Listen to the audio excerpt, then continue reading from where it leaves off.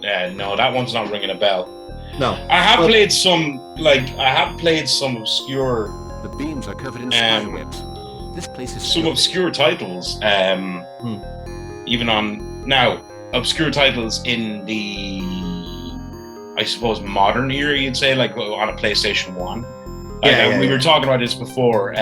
Shadow of Memories. Yes. Which you were saying has a different name in the States, I think. Or Shadow Destiny, yeah. Shadow Destiny.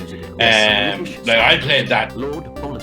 I played that years and years and years ago when I had a PlayStation 1. I love that fucking game. That was a brilliant game. Oh. That guy's looking well. That's a guy? That's a guy. And I saw it's so and he's got the David Bowie eye fucking condition. What thing? It's like diachromia or something like that. I can't recall what it is. This is where we end up with like two different eye colours. I wish I didn't. It's a kind of accurate portrayal of how Foxy looked waiting for Cody Rhodes to finish. In fairness, it does look a bit like Foxy waiting for Cody to finish, doesn't it? It's been 84 years. Stop having people in your ring, you fucking hot dogging prick. So my father is what Foxy's thinking right now. Caption above. Yeah. Wins. Yeah. This is what Foxy actually believes in. Dot. Yeah. Where did you take Bolus? Crazy to think he's a top guy now. Yeah. Comet's coming Would you really call him a top guy? It'll be here in 3 nights. Well, they seem to be heading in that direction anyway. They've like all advertising promotions have him like front and center. Yeah, he's the shiny new toy. That's why. Yeah. I don't know, but how they've been treating him, booking wise and presentation wise and everything. I know it's a bit early to say, but it kind of looks like it's gearing up for main event run. Yeah, 2 wins over Seth Rollins. So like, no, I'm talking more, I suppose, about the whole presentation, the promotional material, putting them front and center, and all your stuff going forward on your TV advertisements, spending so much clearly on a big elaborate entrance, all this shit. It looks like they will be, like they've been using them actively in house shows, for the go home happy crowd and all that, so that at the moment would say to me they're gearing towards being a top guy. Yes. Maybe. Which I'm okay with. His matches with Rollins have been fabulous. They've been really good. I'd be interested to see him in there with somebody else, see how it works out. Yeah, I agree. Because Rollins is just so fucking good anyway. Like, he'll make everybody look good. But oh, hello, Bear. Oh my god. Oh my god, it's Dancing Bear. Go on. It's Kuma from Tekken. Yeah. Oh Jesus, there's a reference. Yeah, there you go. That guy is shredding on that fucking guitar. He really look at his fucking hand. Fucking Steve Vai. Say, Mr. Parker. Bit of Joe Satriani, bit of Satch. The mayor told me about you. Welcome to Ilsmouth. I'm Sergeant Baggs from the local police. Bags and Jugs. God damn it, Dawson. Sorry. I'm playing a game at the moment called Darkseid 2, and it's the same voice actor doing the exact same character, which is the local sheriff. And he has a same voice that sounds a little bit like Hank Hill from King of the Hill. Damn it, Bobby. Maybe you should try the cemetery. It's really off-putting, even in modern games. There's a load. So firstly, there's a load of fantastic voice actors out there who you barely even know it's the same voice actor doing various characters. They're so good at kind of changing it up and all that. Others that aren't so much. Well, there's some that spring to mind. Like there's one, I don't even know his name, but the voice is so distinctive. That it's clearly his normal voice, but he has a really distinctive normal voice, and it's great for voiceovers. But whenever you hear him voicing over anybody else, it kind of like what? So it's either you played Persona 5? Oh, are you talking about Steve Bloom? Name? I won't be able to tell you a name. He does like a lot of okay. I'll try a few names. Like Steve Bloom is one I know from because he's an anime and he always seems to pick a character who ends up being a villain. What have they done? Well, he would have. So in Persona 5, he was boss. Who was boss's name? Sneakiest chicken thieves you ever saw. I'm not going to wait for them to strip the town bare. What's his fucking name? They're out of here. No. What was his fucking name? Surely they have some. Surely they have some rights. No, not in 1910. They don't. Sorry, we're talking about women here, right? I decide who has rights around here, Mr. Parker. I am the law. No stranger is going to tell me how to do my job. Get out of here, you goddamn British fucking. Get out of here. I'm the one wearing the hat. Come now. If you wish. You tell him, Parker. Come now. Mr. Oh, wow. Parker, Well, now that you say that. Just read my lips. We just met. Stay out of my way. Good God, man. Take me out to dinner first. Get out of my way. Yeah. Sojiro Sakura. Thank you, sir. Ah. And I can find out who did his voice. Sojiro Hey, you, the fortune teller. Sakura. Just shut up, okay? Voice. Now, you bunch of grease balls. I want you out of my town. Jemison Price. Right. Basically, right, he has this really distinctive, extremely deep voice, right? Mr. Parker, very distinct. And when you go from playing a game like Persona 5 that takes a long, long time and all that, and then you move into a different game, say like what was it? Judgment. Oh yeah.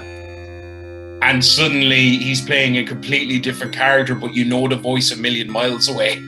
It's very kind of, it's very discombobulating. I get you. The one I keep thinking of is like around this time, obviously the voice actors weren't credited around this time. All these just random folks just chiming the lines and maybe they get the credits. There's in this kind of like generation of games, there's one guy who's very clearly Irish, and his accent. I bet you I know he was the same guy that did it in fucking Broken Sword. Yeah, he's the guy. He's the man from O'Brien, the fella that talks a bit like that. Yeah, he pops up in like 3 or 4 different games with the exact same kind of voice and just talking a little bit like that, you know. Okay, so in one of the Broken Swords, I'm trying to think, it's not Smoking Mirror. Is it something Dragon? Sleeping Dragon, number 3. I think it's Sleeping Dragon. Is that where they go to Dash it all.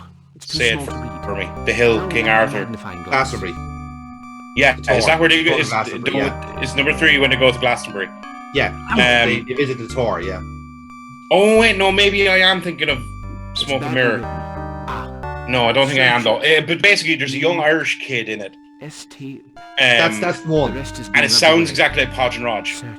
No, that's one. That's the Wire. He's in Lochmarn. He's outside the pub. That's the one I'm thinking of. Is that the guy who voices Podge and Raj? Because it sounds exactly like the guy who voices Podge and Raj. I don't think it is exactly like him. Yeah. No, I think they just got because I think they just got a lot of good actors that do a lot of accents. Because I think that kid is the same one that plays the kid in Syria. I'm fairly sure. Oh fuck off! Really? I think so, because there's a few of those actors that play 2 or 3 different characters in each area. They're very good. Then. I could be wrong now. Because I think they had a certain number for.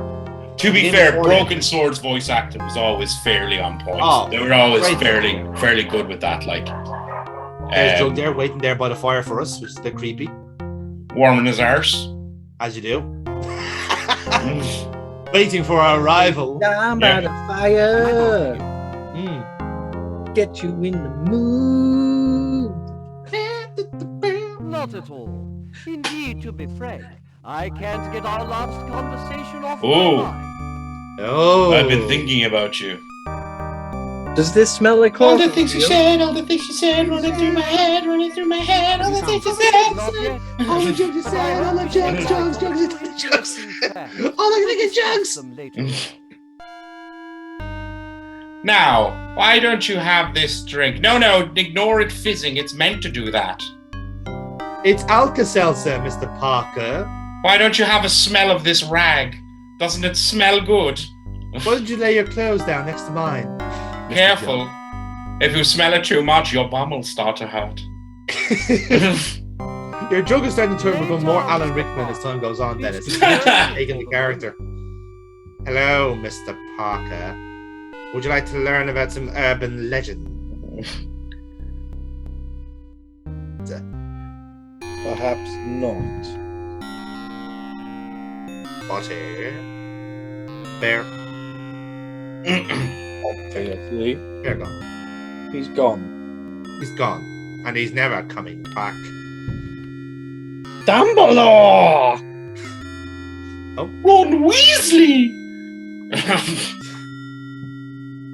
I agree with that message. Do you remember that fucking thing that went viral ages ago? What was it? Potter Puppet Pals? Puppet Pals, yeah. Remember, Gloria, always Snape. keep your head Snape. up high. Severus. Snape. Snape. Snape. Snape. Severus. Snape. Yes, Dumbledore! Snape! It's actually a good way of learning how that movie works out, to be fair. Ron Weasley! Ooh, Harry Potter! Harry Potter! Ooh, Harry Potter! Good day to you, ladies. And the fact that like Harry Potter is basically Star Good Wars. day, mister. Yeah, pretty much. That was who was it? Whose routine was that? That basically described it too. Like, oh fuck, that's A nod of the head would have that's a bit been scary. quite enough. There was a guy on TikTok, Good like day to you, he's a young stand-up man. comic, but like it went viral on TikTok. yeah. When will you Like, learn, my girl? He's comparing like both of them side by side, and Especially it's careful. fucking dead on. They're not to Yeah, but I mean, that's nothing new. Like stories recycled, because like Avatar is Pocahontas. Yes, I know. Yeah. And I know. You know? Like, I'm not saying it's right, but I mean, it's fucking consistently done. Yeah. Yeah, just like wrestling, everything's stolen. Oh, yeah. It all runs in circles.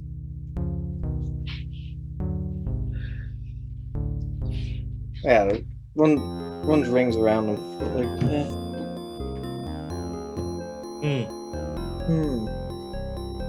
Well, that's a doctor's. It is. And that's What they it. call that? As a caucus? Caucus? Something like that is?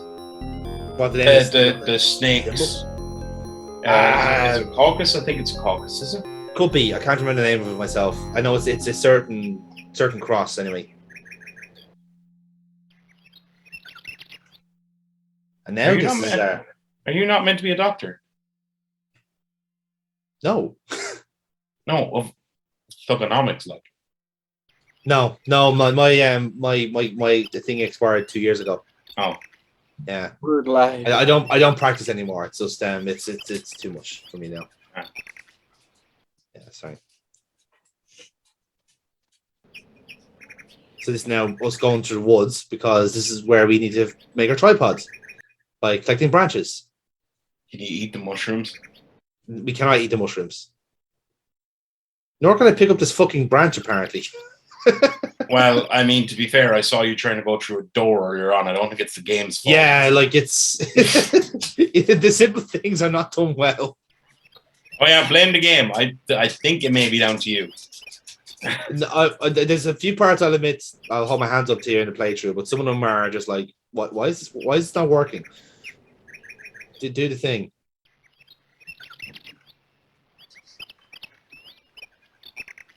That's a big tree. Isn't it?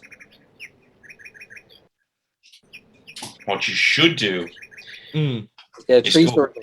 back to Jugg's place, find a Yes. box of matches, right? Bring him into the forest, set it on fire, and then that's game over because the place is done. Like so. I mean, I like your style, Dennis, but I don't know if Jugg will appreciate it, you know? I think Jugg is expecting something else, if you know what I They mean. need to pad out like a whole game, so they need Yeah. all. Well, why? Yeah, this is a surprising bit of padding early on into the game. Foxy, can you not just tell him to go home? Like, No. use your magical powers. No, he's got the Cody hair. That means he's immune. He doesn't have the tattoo on his neck. So I'll edit in the tattoo. Every time his face comes up on screen, I'm just like splicing Kingdom by Downstate. You know what you should have done? To really just, if you wanted him to go home on time, you should have just freaked him the fuck out. And said, like, if you know, after the third or fourth time of not listening to you, just lean over, kiss the tattoo.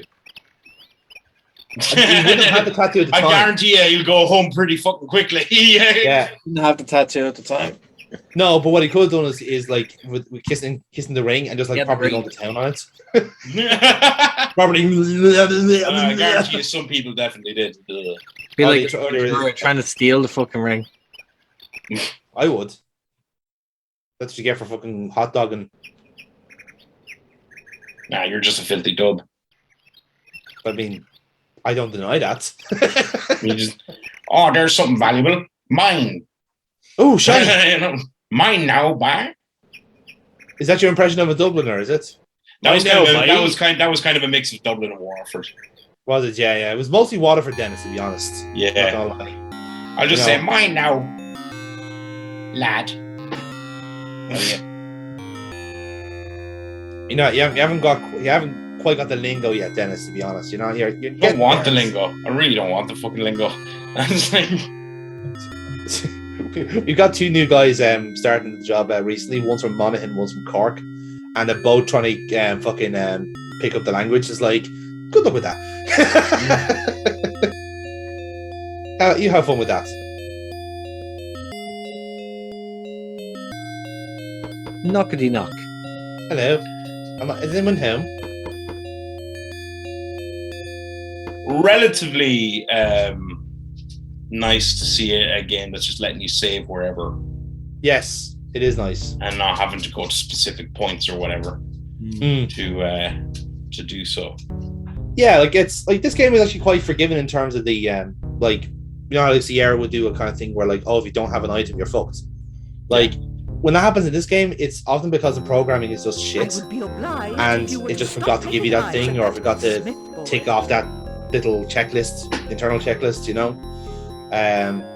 There's one or two times I know in my original playthrough that happened, and it like completely killed the game for us. So we had to start it again. And I think I avoided. Like, I mean, like early games were so fucking Jesus. They were so unforgiving. Like some of them. Oh my god! Like, I don't show my age here, but if you're younger, you're watching this, you've no idea the pain of trying to figure out fucking some stupid ass puzzle with no access to any internet or any fucking thing. Yes. Like, how long did it take for you to solve the goat puzzle, for example? Oh Jesus Christ! I took a friend telling me how to do it. Yeah. Like literally, as did most things. Like I remember that was the same Metal Gear Solid. I couldn't beat Psycho Mantis. Yeah. And it took somebody telling me who they had bought a magazine with the fucking telling you how to do it in it, and that was how it did. That's what I mean. Like there was like it were unforgiving, and they were even like as gameplay go, like they were just unforgiving puzzles. But then even earlier, you're talking about like games that were just unforgiving in general, like fucking what's that one? Ghouls and Goblins, or Ghouls and Goblins, where you get to the level, you realize it's the wrong one. You have to do all the levels in reverse. Yeah, dick move. But even so, like the gameplay that was fucking horrendously difficult. Yeah, I think one game I'm playing at the moment, right, on the Madness channel. We do like a thing where we do like a random sandbox game every now and then. And the one we're doing at the moment is The Getaway, right? Oh, that's a great game. Now I say that from when I played it when it first came out.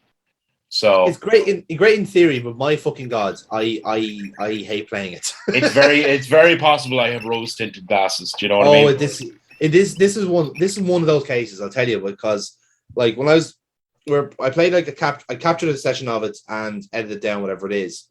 Like every mission I more or less had to do 3 or 4 times because It just the gameplay is so cumbersome.